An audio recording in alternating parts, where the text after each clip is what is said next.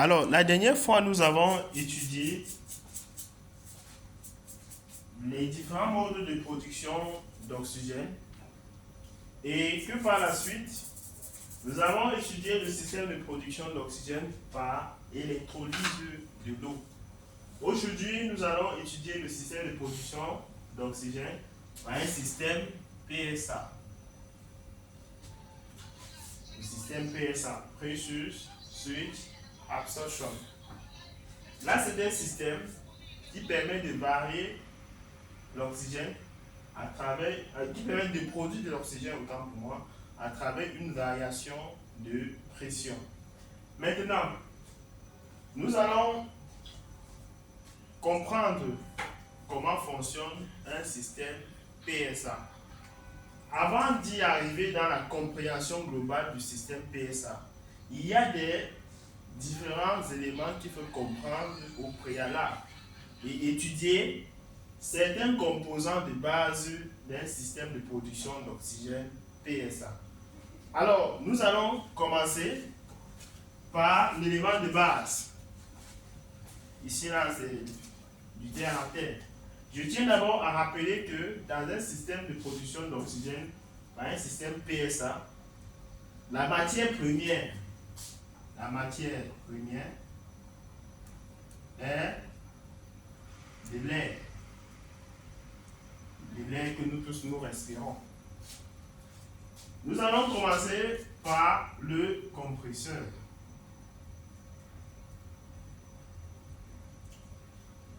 Déjà, c'est quoi un compresseur?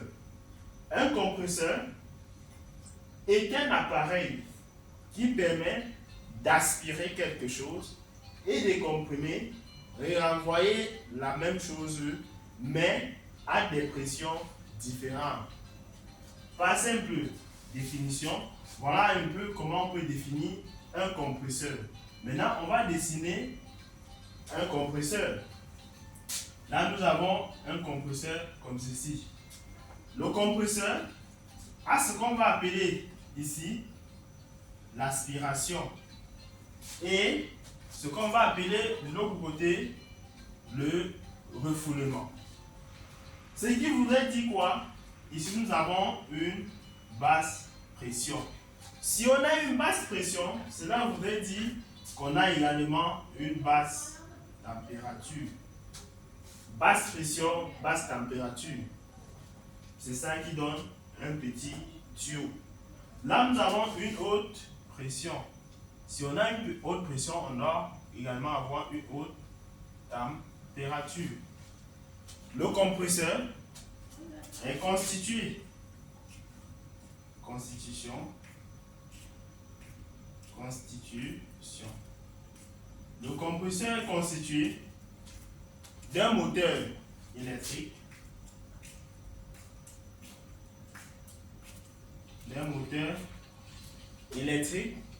et d'une pompe. Voilà les deux éléments de base qui constituent un compresseur. La pompe, pourquoi? Le principe de base que nous avons est l'aspiration, compression, refoulement. On peut prendre l'exemple de la seringue. Lorsqu'on tire un liquide à l'intérieur de la seringue, on est en train d'effectuer de l'aspiration. Lorsqu'on renvoie, on est en train d'effectuer un refoulement. Sauf que lorsqu'on tire ce liquide, on ne tire pas, on tire cela à une basse pression. Maintenant, lorsqu'on renvoie, on renvoie avec une haute pression. Ce n'est pas toujours vrai. Pourquoi? Parce que on peut tirer très rapidement et on renvoie doucement. Mais toujours est-il que le principe de base reste le fait d'utiliser une pompe. Maintenant, pourquoi le moteur électrique? Parce que le mouvement aspiration, compression, refoulement qu'on effectue à la main à travers les seringues, on ne peut pas produire une très grande quantité d'air. Maintenant, on utilise un moteur électrique qui va effectuer ce mouvement, qui va, lorsque ça va tourner, à travers des vilebrequins. Ça va donc effectuer le mouvement aspiration, compression, refoulement. Aspiration, compression, refoulement. Donc voilà un peu de manière à ramasser la constitution d'une pompe. Maintenant, il faut comprendre.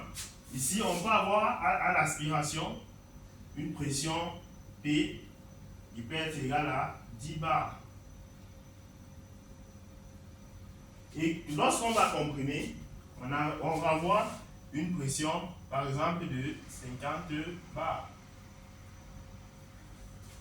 Il faut rajouter que un compresseur, comme je l'ai si bien dit, a des éléments mécaniques comme le vilebrequin qui va effectuer des mouvements, également des clapets.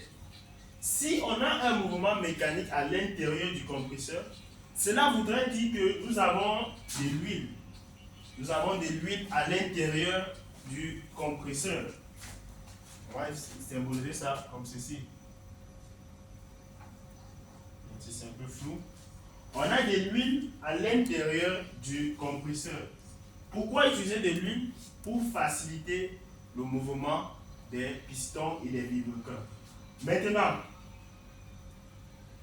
lorsqu'on a donc de l'huile, sachant que nous avons l'aspiration, la compression et le refoulement, lors de la compression, les pistons vont donc prendre une quantité d'huile pour comprimer avant de refouler. Et maintenant, lorsqu'ils refoulent, ils vont refouler avec une quantité d'huile. Et maintenant, pour donc éliminer l'huile qui doit sortir à ce niveau, on va procéder à un élément qu'on va appeler ici le désoulage.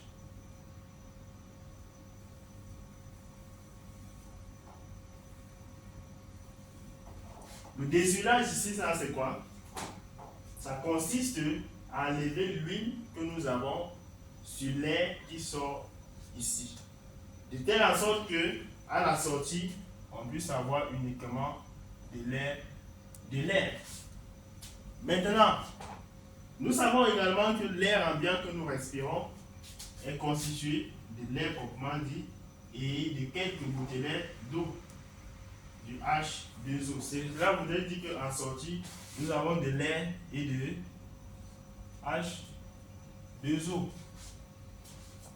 Voilà le principe de fonctionnement d'un compresseur dans un système de production d'oxygène PSA. Maintenant, si nous sommes déjà à ce niveau, il y a également un principe, puisque on ne veut pas utiliser du H2O. Qu'est-ce qu'il faut donc faire? Il faut donc assécher cet air pour avoir uniquement de l'air et non de l'air plus des gouttelettes d'eau. On va utiliser un procédé qui sera appelé le séchage. Le séchage ici, on utilise également un circuit frigorifique. Dans le circuit frigorifique, nous avons cet appareil qu'on va appeler sécheur. Le sécheur va prendre en entrée, ici, l'air qui entre ici, l'air plus le H2O. Cet air entre ici et va donc parcourir un circuit frigorifique qui a également un compresseur quelque part là à l'intérieur pour donc baisser la température, puisque nous avons parlé ici de haute pression, haute température. Si ici là au départ on avait une température TB peut-être de 40 degrés, on peut avoir une température TH de 150 degrés. Là, ce sont des exemples par rapport à la pression. Cela veut dire que ici en entrée, nous avons une température TH de 150 degrés. Si on a une température de 150 degrés, il faudrait sécher, il faudrait baisser cette température, une température qu'on va estimer à ce niveau. À la sortie, une température qui sera basse. Ça peut être une température ambiante ou encore moins, à une température de moins 4 degrés. On peut avoir cette température de moins 4 degrés. Si on a une température de moins 4 degrés, le séchage peut continuer. Dans le procédé de séchage, on utilise un réservoir avec des soupapes de sécurité. Le réservoir maintenant va donc prendre ici l'air qui est ici constitué de l'air, le fluide qui est constitué de l'air et de l'eau. Ça va descendre à l'intérieur de cet élément. L'eau va se retrouver ici en bas. Plus que l'eau pèse plus que l'air. L'eau se retrouve en bas et on va réaliser ce qu'on va appeler ici la purge. Purger, cela voudrait dire que l'eau qui se retrouve là en bas puisse sortir. Et ça sort également avec une pression parce que c'est une chambre renfermée. Là, ce sont les seuls orifices. Maintenant, on va faire continuer le cycle. Lorsqu'on va continuer le cycle, ici nous aurons uniquement de l'air. Vous voyez que nous sommes quittés d'une basse pression à une basse température. Nous sommes allés, on a pris de l'huile, on a déshuilé, on a renvoyé de l'air plus de l'eau à une haute pression et une haute température à ce niveau.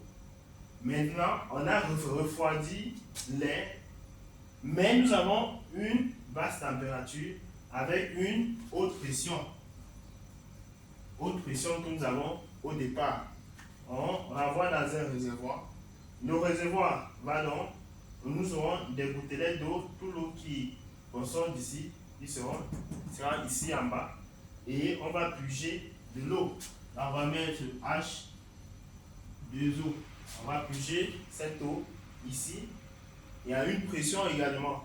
Maintenant, on continue uniquement avec de l'air. Voilà le deuxième élément qu'il faut comprendre dans le système de production d'oxygène par variation de pression. L'autre élément qu'on doit comprendre, c'est le procédé de séparation. Ce qu'on va appeler ici zéolite. C'est quoi la zéolite? La zéolite est un minéral poreux qui a des petits trous qu'on peut voir uniquement en vue microscopique. La zéolite permet de séparer l'air. Nous savons qu'au départ, l'air est constitué de 78% d'azote, 78% d'azote, 21% de gaz, 21% d'oxygène et 1% de gaz rare. On va utiliser ce qu'on va appeler ici la zéolite pour séparer l'azote et les gaz rares de l'oxygène. On utilise donc on va symboliser ceci comme ceci.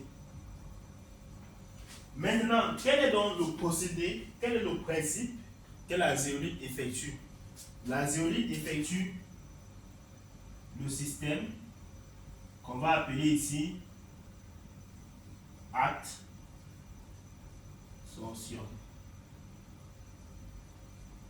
C'est quoi l'absorption?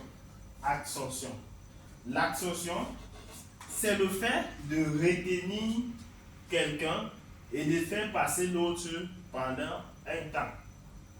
Par la suite, on fait purger et on fait basculer également sur un autre élément. Donc c'est ça le principe de l'absorption qui est différent de absorber. Absorber, on peut prendre un chiffon pour absorber de l'eau. Par contre, si on veut séparer l'azote de l'air ambiant, il faut absorber. Absorber avec AD qui est différent de absorber avec AB. Au fur et à mesure, vous allez vous en rendre compte que nous allons parler d'un système PSA. P qui est réservé pour la pression. La pression, c'est quoi? C'est le compresseur. Là, on va mettre le compresseur.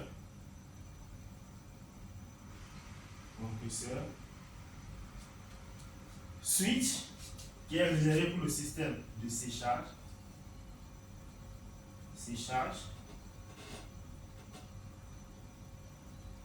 Et absorption qui est réservé ici pour la zéolite.